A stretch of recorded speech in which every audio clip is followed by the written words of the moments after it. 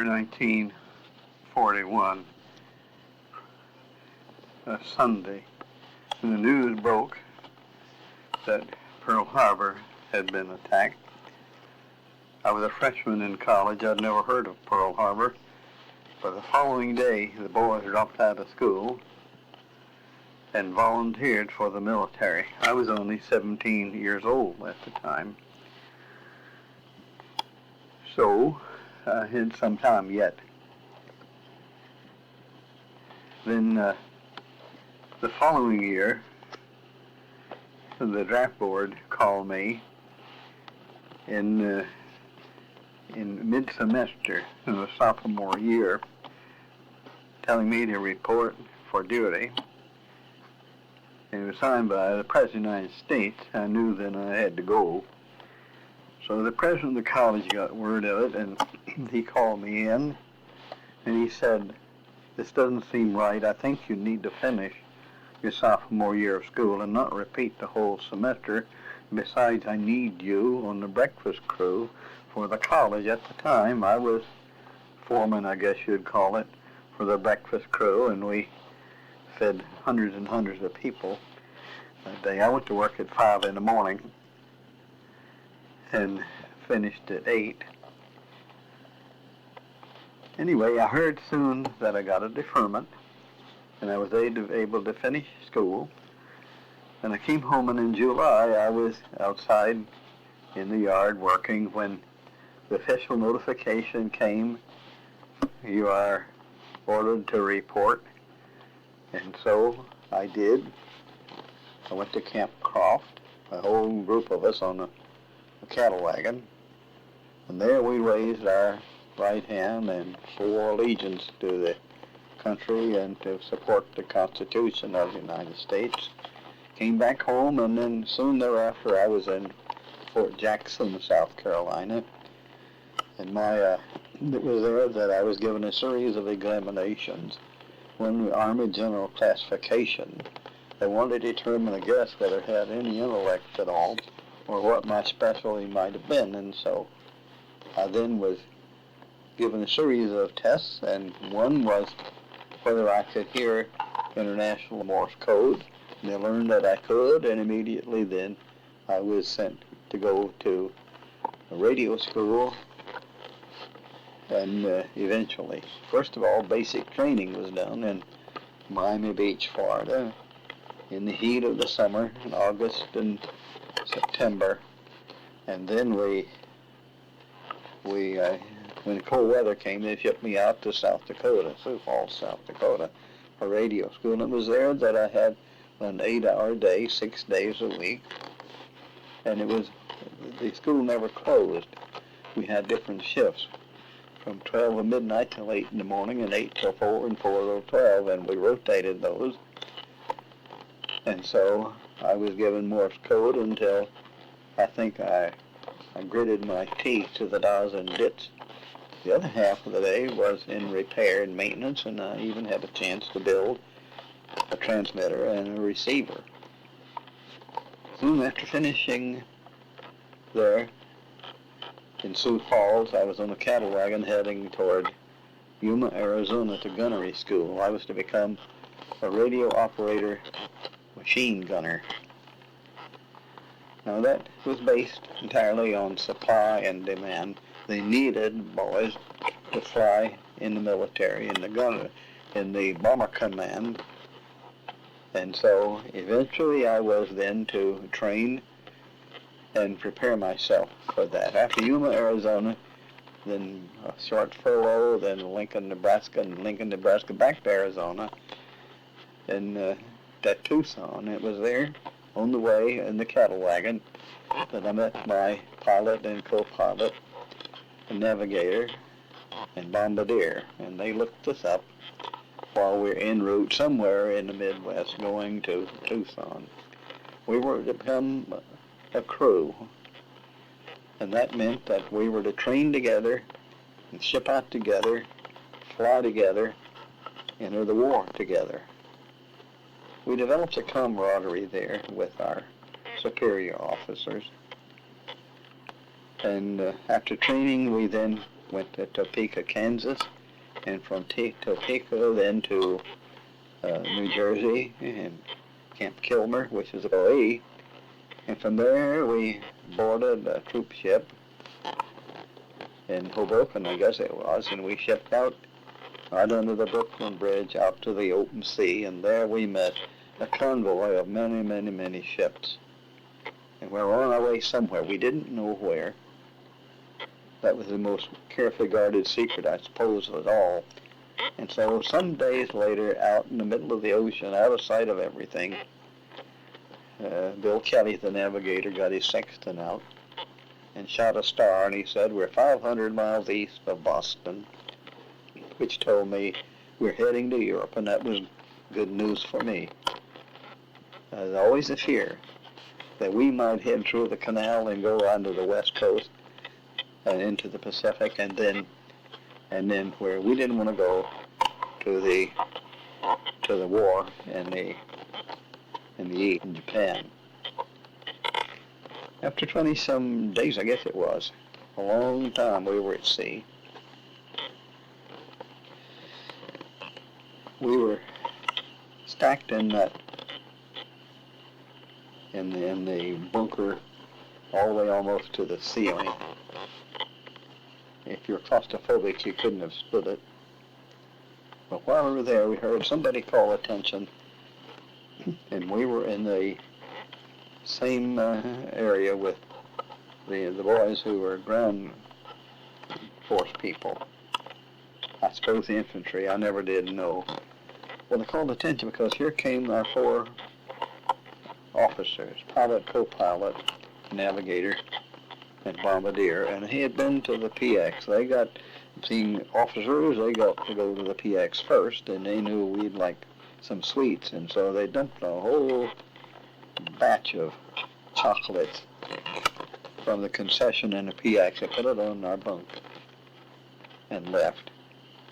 Some of the boys across the aisle said if we had officers like that, military wouldn't be so bad.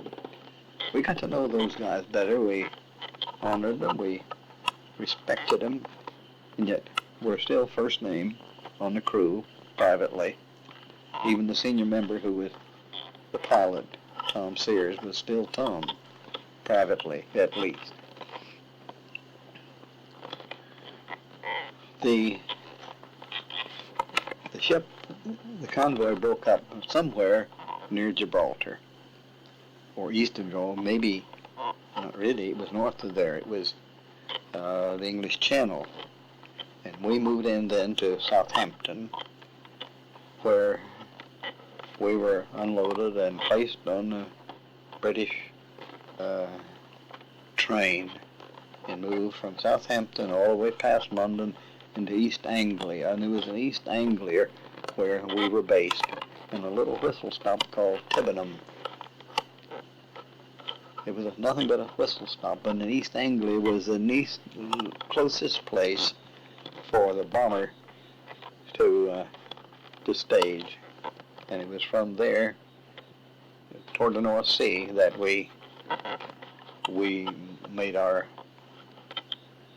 way to the continental Europe. When we were out over the North Sea, we knew then we had reached altitude.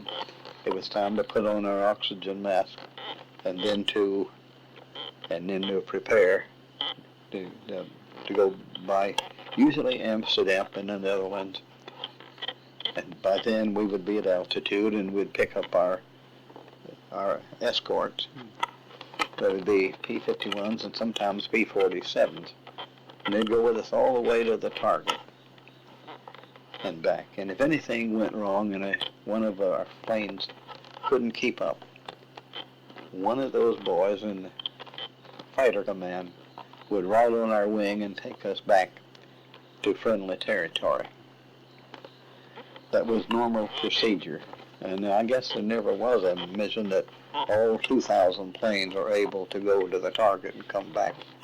But a lot of times things went wrong. One time our oxygen supply failed. That meant you had to go back down to below 10,000 feet. Another time, a heated suit malfunction. And you couldn't stay up at 50 below zero, so we had to go down. And each time, then one of the boys in the fighter command would escort us back to friendly territory. And then we'd give him a high sign we were okay, and he'd turn and head back to the formation. We call them little bears. And they escorted us over the target, keeping the Luftwaffe at bay. And we knew full well when the German Air Force decided to hit a bomber squadron, the results would be catastrophic. And it was their job to keep them away from the squadrons. And if any squadron got off target, that was exactly where the Luftwaffe would hit, because there were fewer machine guns zeroing in on their fighters if we were off target, because there'd be nobody else out there except the plane that veered away from it. Life wasn't so bad in those days. We had gotten up early. It took us then into November by Thanksgiving time before we were even ready to go on our first mission. There was some training yet to be done. And the pilot then made the first flight out before he could take the crew out. And it must have been near Thanksgiving before we got to make our first trip out.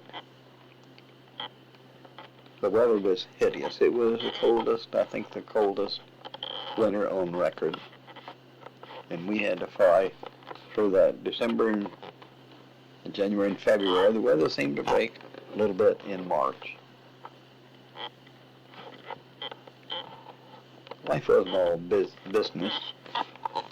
I was on radio, and my job was to keep up with the weather and to keep up with any message from headquarters back home. But the radio, the bomber boys had a big time bantering back and forth on the intercom. And one day I happened to be listening in, and Junior, the junior member, we called him Junior, he was a tail gunner. And he would call the pilot. The pilot would say, go ahead, and said, Skipper, I've been in touch with Hitler, and he says he's going to be easy on us today. We don't have anything to worry about. And Tom thanked him in real seriousness. Sometimes on the way back to the base, one of the boys would call in to the pilot and say, Skipper, I want a perfect 3-point landing. And the pilot would come back, we'll cooperate. A lot of things happen, though, on the way. Anything could happen when you're waiting for your time to take off. You've already been to briefing. You've already dressed out in your heated suit and then your thick sheepskin line. They'd learned to make something lighter weight than that, but still kept the cold out. Things could happen. And when we were loading up and ready to take our place on the runway, I knew we had 2,700 gallons of high-octane gas right over my head. And we knew we had 4 engines, all of them working, but that didn't mean all of them would continue working. And there were times when we took off and had malfunction and all of the instruments in the panel in the cockpit went out. And Tom had to turn that plane around and land it downwind with no instruments. He didn't know what his speed was. He was what we call flying by the seat of your pants. Well, rather than to stall, instead of coming in at 140 miles an hour, he may have been 160 for all we knew. But anyway, he caught the brakes on fire, stopping it. But we stopped and went in and had explained then to the poor crew chief who had worked all night, getting us ready to fly, what had happened. The truth was it had a short circuit in somebody's heated suit, and it blew the circuit out, and we had no instruments. One of the many things that happened to us. We didn't know.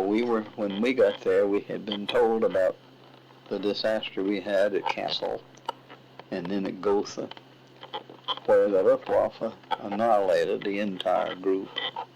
40 planes were knocked down. I let the boys, the gunners, let them know I wasn't too pleased with their accuracy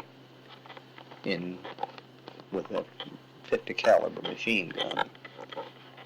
And I knew too that my record in training was as good as theirs. Looks like you're shooting a BB gun against a cannon, and they can knock you out of the sky, and that's what they did a couple of times. There are other times when they'd come in one or two at a time. In fact, at one time, Germany flew their Me-262, which was the first operational jet we had in the world at the time. He flew into us head-on, calling out our airspeed. I suppose he didn't shoot at us, and we didn't have a chance to get a shot at him. Many times on the bomb run, I'd find myself, my job was to open the bomb bay doors and stay there and see that all the bombs went off the bomb racks on time. And that didn't always happen. The bomb had a little propeller on the nose, and it was safeted in with a cotter pin and a piece of baling wire, and it was totally safe until it left the airplane, and then the propeller would wind up on the way down, and it would arm the bomb, and it would detonate. One day when I opened the bomb bay doors, I looked out and I saw that the cotter pin had pulled out on one of the bombs. I don't know what size, maybe a 500-pounder, I didn't know. And when I opened the bomb bay doors, that propeller began to revolve. So in any way for me to get out there, I didn't have oxygen enough to get out there. My hose wasn't long enough. But if I could have put a finger on that and stomped that bomb, I certainly would have. Because there's a danger when the bomb went out, I might have gone out with it. Needless to say, it went out and it didn't rub against anything else, and it didn't detonate, and we came home. One time when I was looking down, there was a bomber under us.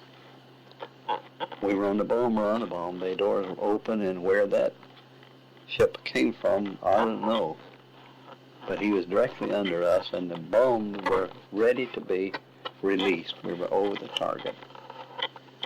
We had an RBR, which is an automatic bomb release, which meant that the command plane gave a signal, a radio signal, and all the bombs in the squadron were released at the same time. I called to the cockpit, and I told him what had happened. The co-pilot called back. He said, "Get off the intercom. We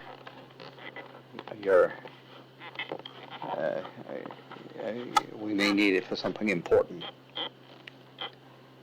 Well, the bombs were released, and I think they went between the tail and the wing of the plane beneath us, but one wasn't hit. When I got back, I had a few words with Brisk, the co-pilot. "You didn't know what was happening when you told me we needed silence on the bomb run. We might have had a catastrophe down there." Many things happened on that. Once we were heading to the target. I don't know which target it was. And the pilot's heated suit went out in his foot. And there he was, taking his boot off and trying to keep his foot warm. And of course, at 50 below zero, we knew that we couldn't do that. So we had to break formation. And we headed back to a low altitude, and I looked on the right wing, which was my little window I had, And there was a P-47 right on our wingtip, checking us, and we gave him the high sign. We were okay. And he turned and went back, I'm sure, back to the formation, and we then got back on friendly territory. We found ourselves then trying to find a hole in the sky that was clouded. And if we could have seen any hole in the clouds, we would have dived right through it. And lo and behold, we saw one and we could see the ground, and that's what we did. We dived through that hole in the clouds to low altitude. As crazy as airmen were, we got down to low altitude and decided we'd do some hedge hopping. And the bombardier was in the nose turret telling the pilot, you better pull up, it looks like you're going to hit a haystack down there. Then I looked out my window, and there was somebody who had a two-wheel cart pulled by a little horse, and the horse was jumping up and down. He was frightened, and the man with the horse got out to calm him down while we went on our way. We got back home. Everything was okay. Nobody reported us for what we'd done. In wartime, about anything goes. So I think airmen have a sort of a reckless streak. If you're smart enough and we're too serious about anything, you wouldn't fly them in the first place. So we're looking for a chance, and of course the pilots wanted to be in a fighter command anyway, and since he didn't make it, he would see what he could get the 4-engine bomber to do. One of the many things that we got into. One of the most memorable times was Christmas Day, 1944. I may talk about that in some other tape. We had lost an engine. We were heading, I think, down toward Munich. And number 2 engine was overheating, and oil was back on the tail rudder. And we knew we had to feather that engine or it would catch fire. And we knew we couldn't get home, and so we looked for a landing place somewhere in the continent. And we were somewhere in the middle of nowhere, near Paris.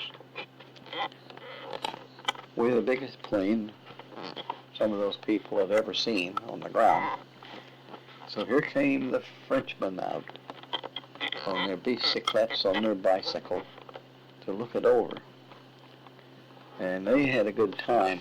Meanwhile, we were freezing to death, and we were sort of disgruntled too because we had missed a Christmas dinner back on the base, whatever it was. We didn't have it. We were eating out of a canteen in a tent and living in an old, I don't know, a chalet, I guess it was, a barn kind of thing. You could see the stars in the night. And there we were trying to stay warm until we got the plane repaired. I had sent a message back to the base, a Fox message, which meant I don't expect you to respond because I won't be able to hear you anyway. I knew that my transmitter could transmit far greater distances than that. And yet, if they answered it at the base, I couldn't pick it up on my receiver. Anyway, we finally got the oil pump repaired,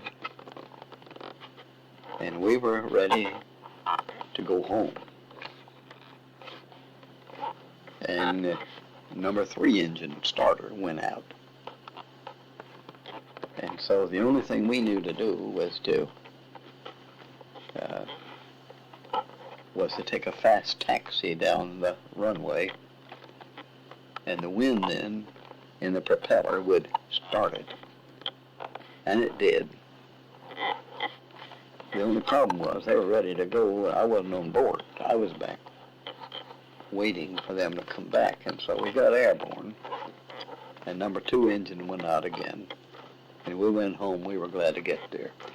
Things happen in the air you'd never expect to happen anywhere else, and some of it was quite crucial, but not really. If you had 4 engines and lost one, you still had 3, and if you lost 2 engines, if they weren't on the same side of the plane, on the same wing, you still might be able to at least land someplace, but you wouldn't be able to maintain your airspeed. And so we had many options to exercise. On March the 23rd, well, before that, we bombed Hitler's underground bunker. Missed it, of course. We didn't get, it was too deep in the ground. But then on March the 23rd, we had no options. We got a hit, and the left rudder was blown off the plane. And the co-pilot was at the controls, and he yelled, "There goes the left." He could feel it with his left pedal. And Tom said, "Prepare to bail out," before he said that the plane went out of control. And he said, "Bail out." In an orderly bailout, you might get 100% saved. But in one that wasn't orderly, and the plane was out of control, you do well to get 30%. And that's exactly what we did. Out of 9 of us on board, only 3 were able to escape and parachute to the ground. There are other tapes that I recorded, and I hope it will probably give you some idea of what went on. Needless to say, when you bail out, you knew what happened then. And we were the Terrorfliegers, that is, we were the flowers of terror. And the civilians who had lost their homes and had part of their families killed, they didn't take to us too kindly. And we were told, don't let the Gestapo get you. They're bloodthirsty. Well, as luck would have it, the Wehrmacht, the German soldier, captured me and took me to headquarters. I told them, I want to see your commandant. We had told to say that.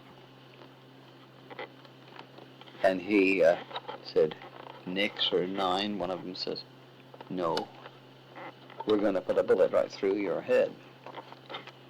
So every step I took might have been my last one, but somehow they rethought it.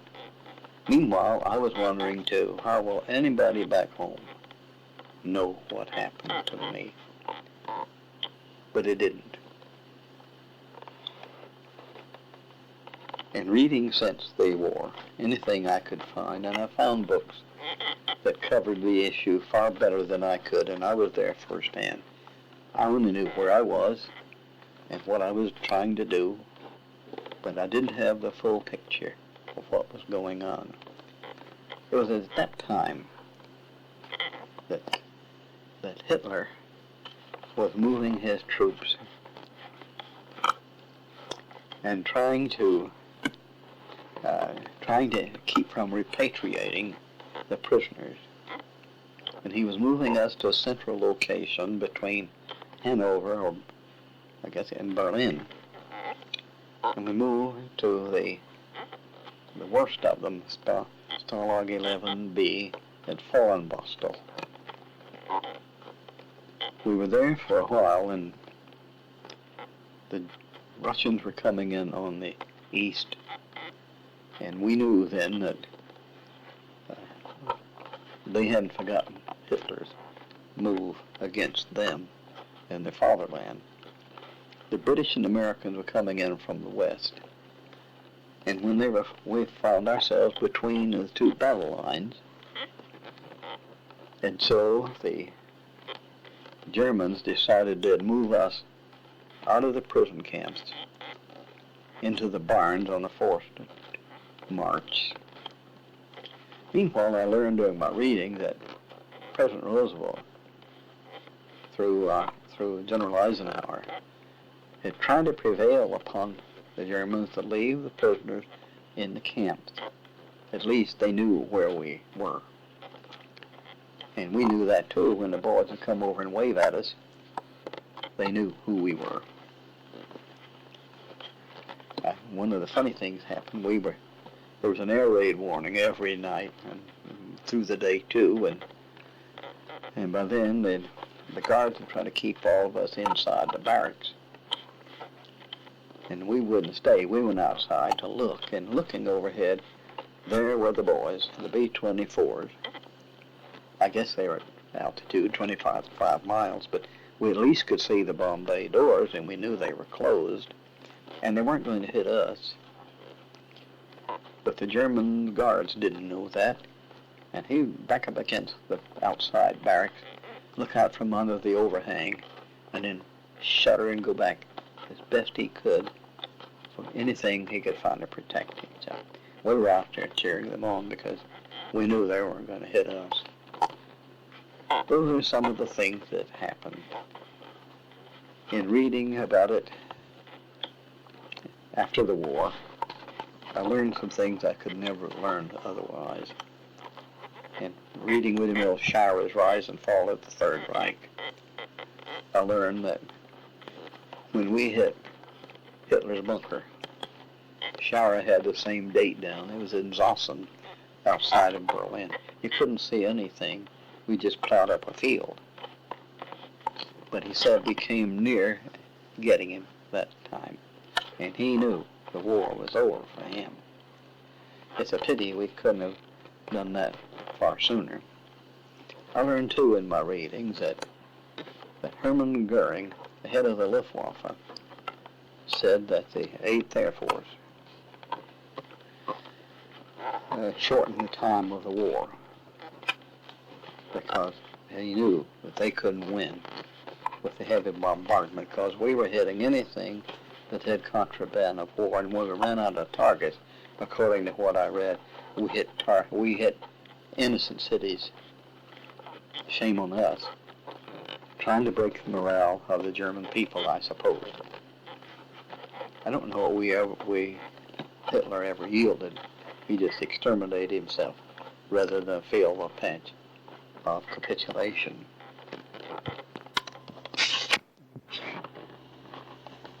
After the Germans had yielded, we had to find a way to get ourselves to friendly territory. We were in a little place called Lutau.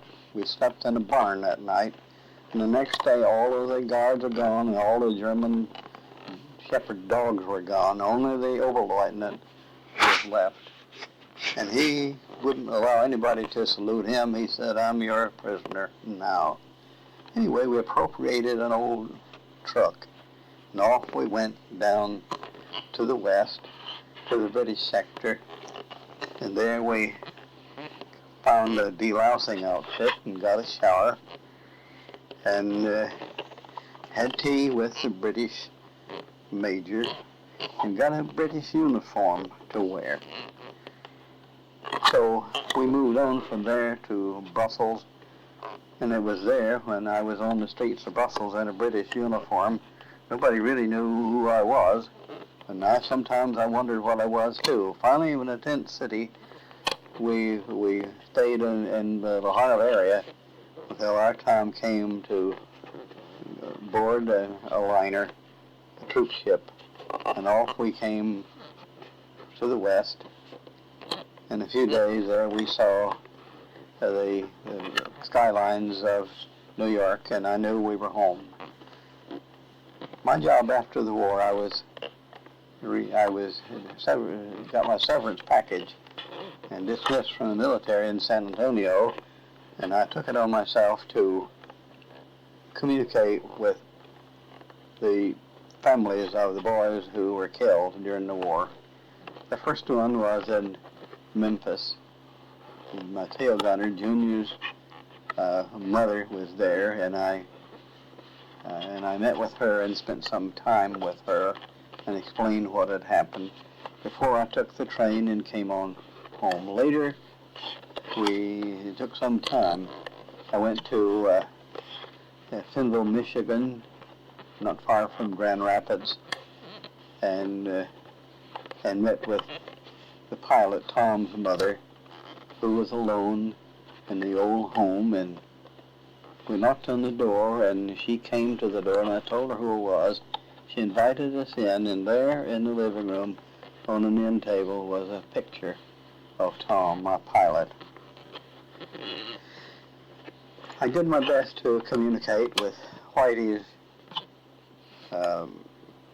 parents in California, and I was wearing his watch, and it stopped, and I had to keep records of the communications with my radio log. And so I sent the watch home to them, and I didn't ever hear from them again. In Cleveland, Ohio, I made contact with Brisk, my co-pilot's family, and sometime, now this took a long time to get that done. And then Scully's people in Boston, and then with Mac's people in Upper Darby, I believe it was, in outside of Philadelphia. I continued to keep up with some of the people that I knew. The only one left now is Lena the Bombardier, who lives in Stillwater, Oklahoma. The navigator, Bill Kelly, died back in the 70s, and we went up to visit with him while he was dying. We were told to come if we wanted to see him because he was dying, and I got to go in and speak with him and talk with him, and the only thing he wanted to talk about was the war, and they warned me about that, and said, well, I am sure I know more than anybody else what happened to him. I was on the same plane.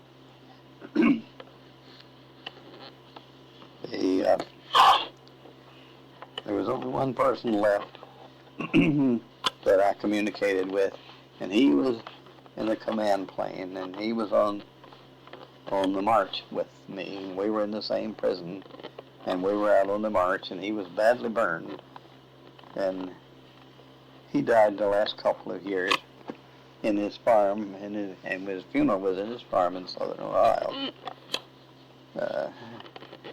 The boys and I went up for the funeral. He was a farm boy, an orcharder, and I think he went to the top of the USDA in the agriculture. I met many people in prison, some very colorful people there, but we were separated, and they weren't involved in that march where provisions were so scarce that we hardly knew whether we were going to survive or not. And Ralph was so burned that I didn't know whether he would make it. There was no food, and there was no medical help at all. And so each day he would ask me, he said, look at my back and tell me, am I making any progress? And the truth was he wasn't, but I wouldn't tell him because we couldn't give up. Learned later he thought the same thing about me because my lungs quit. And we were on that forced march, and we were hardly able to keep up with the column. We lived in barns and stole whatever we could to eat. If there was anything in the bin that was edible, we ate it because we were all starving. I learned a little bit about the German people, too, because we were marching through a town, and a woman was out on the edge of her front yard by a picket fence, breaking that German bread and trying to give it to the boys whom she knew were starving. The way we acted, we were. She'd hold out a piece of bread, and there'd be every hand trying to reach for it first, like a bunch of dogs in a pen starving to death.